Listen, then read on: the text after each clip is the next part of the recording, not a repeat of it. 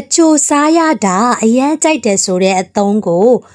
to have a sweet tooth ဆိုပြီးတော့ idiom အသုံးလေးအနေနဲ့ဆရာကြီးဒေါက်တာစိုးသန်းရဲ့စာအုပ်လေးထဲမှာလေ့လာနိုင်ပါတယ်။ပို့ပြီးမှတ်မိအောင် example လေး၅ကြောင်းနဲ့လေ့လာမယ်။ I have a sweet tooth, so I eat chocolate almost every day.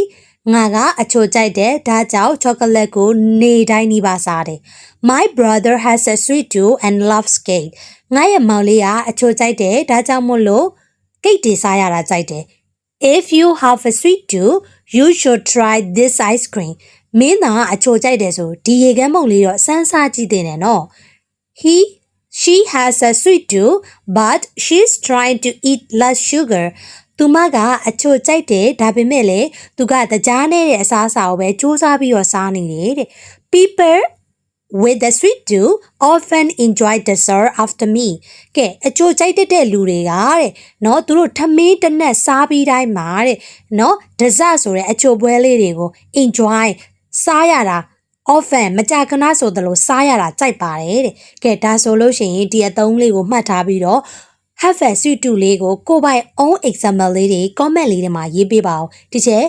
I အားသလိုလေးစစ်ပေးမယ်နော်။ကဲဒါဆိုလို့ရှိရင်ဒီအသုံးလေးကိုဒီချက်တို့ speaking နဲ့တွဲပြီးတော့လည်းလေ့လာနိုင်ပါတယ်။နော် speaking tip လေးကိုဒီချက် share လုပ်ပေးပါမယ်နော်။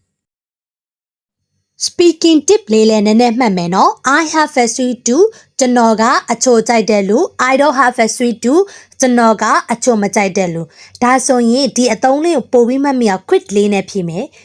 quick A I have a sweet tooth so I like chocolate or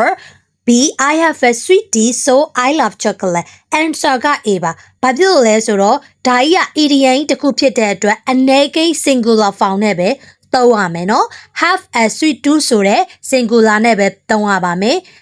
ဒီလိုမျိုး singular လေးသုံးတယ် similar idiom လေးတွေလည်းမှတ်ကြမယ် have a good memory လို့ပဲသုံးတယ် he has a good memory no he has good memories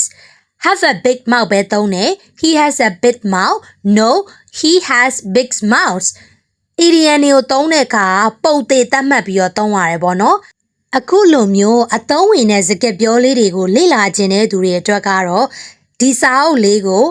မြန်မာနိုင်ငံတနိုင်ငံသုံးတော့မကစင်ကာပူမလေးရှားထိုင်းနိုင်ငံများအထိပါပို့ဆောင်ပေးနေပါပြီထိုင်းမှာနေတဲ့သူဆိုရင်တော့ TikTok short သုံးရင်အောက်ပါချင်းနောက်အဝါလေးတွေကနေဈေးနှုန်းသက်သာဆောင်မှာယူလိုက်ပါနော်